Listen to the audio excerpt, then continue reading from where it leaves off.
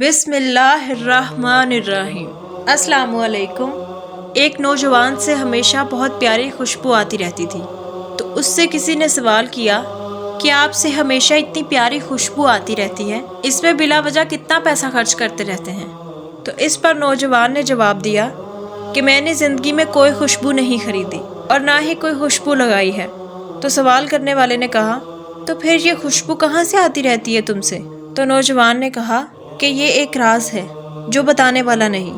پھر اس نے پوچھا کہ آپ بتا دیجئے، شاید اس سے ہمیں کوئی فائدہ ہو جائے۔ نوجوان نے اپنا واقعہ سنایا کہ میرا باپ تاجر تھا، گھریلو سامان بیچا کرتا تھا۔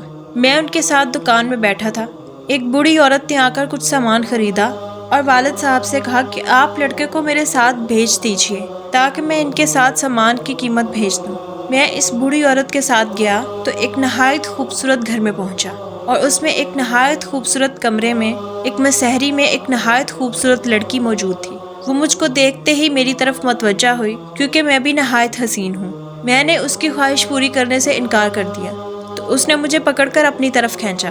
فوراً اللہ پاک نے میرے دل میں یہ بات ڈال دی۔ میں نے کہا کہ مجھے واش روم جانے کی ضرورت ہے۔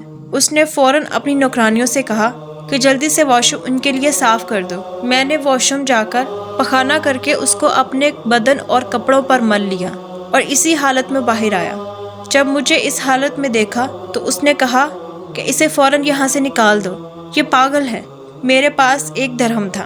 میں نے اس سے ایک صابن خرید کر ایک نہر میں جا کر غسل کر لیا اور کپڑے بھی دھو کر پہن لیے۔ میں نے یہ راز کسی کو نہیں بتایا۔ جب میں اسی رات سویا تو خواب میں دیکھا کہ ایک فرشتے نے آ کر مجھ سے کہا کہ اللہ تعالیٰ کی طرف سے تم کو جنت کی خوشخبری دی جاتی ہے، اور گناہ سے بچنے کے لیے جو طریقہ تم نے اختیار کیا تھا اس کے بدلے میں تم کو یہ خوشبو پیش کی جا رہی ہے۔ اس لیے میرے پورے بدن پر وہ خوشبو لگائی گئی جو میرے جسم اور کپڑوں سے ہر وقت آتی رہتی ہے، جو آج تک لوگ محسوس کرتے ہیں۔ حضرت علامہ عبداللہ بن اسد یافعی رحمۃ اللہ علیہ نے فن تصوف میں ایک کتاب لکھی، اس کا نام الترغیب و ترہیب ہے۔ اس میں انہوں نے اس نوجوان کا واقعہ نقل کیا ہے۔ جزاک اللہ۔